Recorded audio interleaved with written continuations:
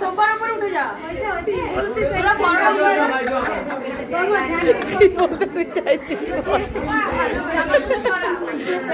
না না ফোনে আমি দেখলাম।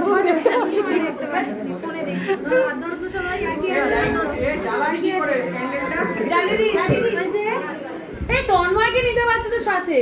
ফটো তুলে না। আসো আসো আসো। ওকে সাথে না দরকার ছিল। আসো তুমি বাইরে যাচ্ছ কেন? ওকেও নাও না সাথে। ও তো অনেক থাকে। পালিয়ে আছে। দেখাই যাচ্ছে না তো। সবাই বলো।